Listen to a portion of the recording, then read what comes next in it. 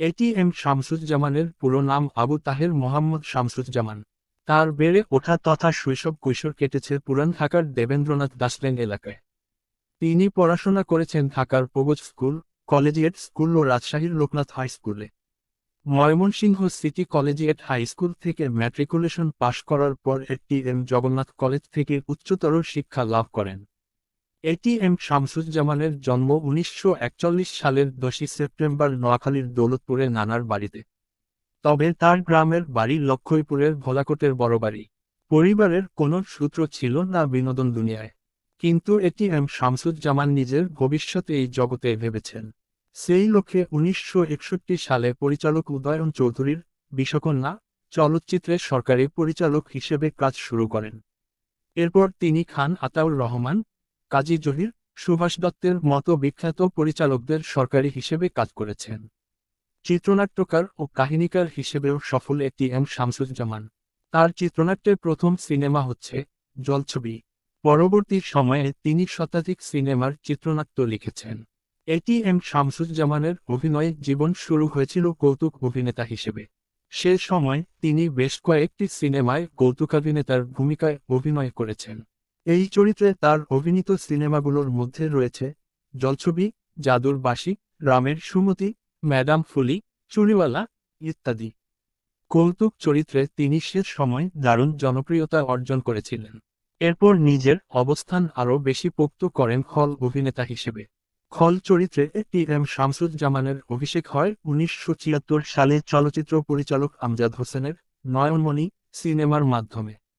এই সিনেমার পর তিনি বহু বছর ধরে খল চরিত্রে অভিনয় করেছেন আর কুড়িয়েছেন প্রশংসা। নেতিবাচক ভূমিকায় এটিএম যেসব সিনেমায় অভিনয় করেছেন তার মধ্যে উল্লেখযোগ্য হচ্ছে অনন্ত প্রেম, দোলনা, অচেনা, মনস্না বাড়ির বউ, হাজার বছর ধরে ও চোরাবালি। এটিএম শামসুজ্জামান অভিনীত সিনেমার তালিকাটা দীর্ঘ। সেই তালিকায় সফল সিনেমার সংখ্যাই বেশি।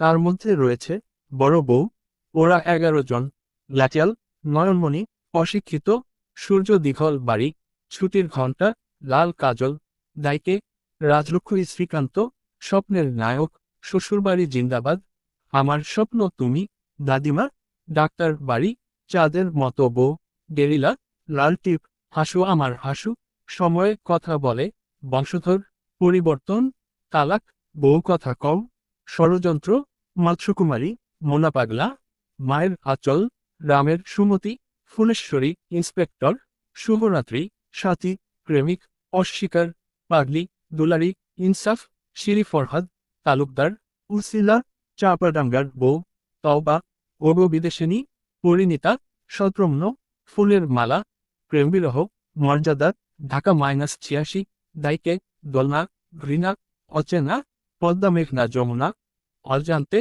স্বপ্নের নায়ক, ভণ্ড, বাদশা ভাই, মাটির কসম, খুনি আসামি, বদসূর্ত, বাঁচার লড়াই, তোমার জন্য পাগল, ম্যাডাম ফুলি, চুরিওয়ালা, লঙ্কাকান, জামাই শ্বশুর, হাতিয়ার, শাস্তি, মনস্না বাড়ির বউ, হাজার বছর ধরে, আমার স্বপ্ন তুমি, আয়না, চাঁদের মতো বউ, মন বসে না পড়ার টেবিলে, এবাদত, পরাণ যায় জরিয়ারে, কুসুম কুসুম প্রেম, গেরিলা, লালটিপ, চোরাবালি, পাগল তোর জন্য, দুটি মনের পাগলামি, দুই বেয়াইয়ের কীর্তি, আইসক্রিম, পামকু জামাই, রাত্রির যাত্রী, আলফা ইত্যাদি। চলচ্চিত্রে এটিএম শামসুজ্জামানের প্রাপ্তি অনেক। শ্রেষ্ঠ কৌতুক অভিনেতা হিসেবে তিনি জাতীয় চলচ্চিত্র পুরস্কার পেয়েছেন ৩বার, শ্রেষ্ঠ অভিনেতা হিসেবে একবার, শ্রেষ্ঠ পার্শ্ব চরিত্রে একবার এবং আজীবন সম্মাননা হিসেবে একবার জাতীয় চলচ্চিত্র পুরস্কারে ভূষিত হয়েছেন তিনি। এছাড়া ২০১৫ সালে শিল্পকলায় অসামান্য অবদান রাখায় রাষ্ট্রীয় সম্মান ২১ পদক লাভ করেন এই গুণী অভিনেতা। এটিএম শামসুজ্জামান শুধু চলচ্চিত্রেই না, অভিনয় করেছেন মঞ্চ, বেতার ও টেলিভিশনেও। অভিনয় জীবনের প্রথম থেকে ৬০-এর দশকেই টিভি নাটকে অভিনয় করেছেন তিনি। স্বাধীনতার আগে যে শংসপ্তক নাটক টিভিতে প্রচারিত হয়েছে সেখানে এটিএম শামসুজ্জামান রমজান চরিত্রে অভিনয় করেছিলেন। তিনি বিটিভির বহু বিখ্যাত বিখ্যাত নাটকে অভিনয় করেছেন। পরবর্তী সময়ে বিভিন্ন টিভি চ্যানেলে অসংখ্য নাটকে নানা ধরনের চরিত্রে তিনি অভিনয় করেছেন। তার অভিনীত শত শত নাটক রয়েছে।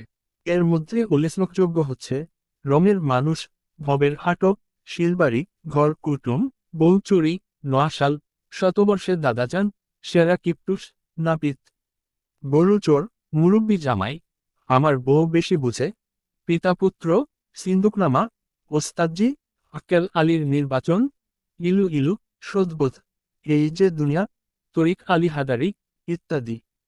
একটা জীবন এটিএম শামসুজ্জামান বিলিয়ে দিয়েছেন দেশের সংস্কৃতির জন্য। কয়েক প্রজন্মকে মাতিয়ে রেখেছেন তার কর্মনৈপুণ্যে। আজ তিনি নেই, কিন্তু কিংবদন্তিদের তো প্রস্থান নেই। তারা চলে গিয়েও থেকে যান। এটিএম শামসুজ্জামানও থেকে যাবেন সবার মনে, দেশের অভিনয়ে ইতিহাসের স্বর্ণালী এক অধ্যায় হিসেবে। এটিএম শামসুজ্জামানের স্ত্রী রুনি জামান।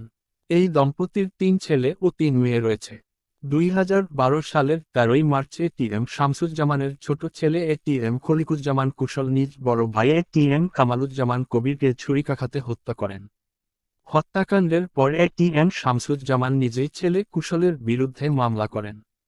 হত্যার অভিযোগে এটিএম খলিকুজ্জামান কুশলকে 2013 সালে যাবজ্জীবন কারাদণ্ড দেন আদালত। এটিএম শামসুজ্জামান 2021 সালের 20 ফেব্রুয়ারি ঢাকার সূত্রাপুরের দেবেন্দ্রনাথ দাস লেনে নিজ বাসায় মৃত্যুবরণ করেন। তিনি দীর্ঘদিন ধরে বার্ধক্যজনিত নানা অসুখে ভুগছিলেন। তার মরদেহ জুরাইন কবরস্থানে তার বড় ছেলে কামরুজ্জামান কবিরের পাশে সমাহিত করা হয়।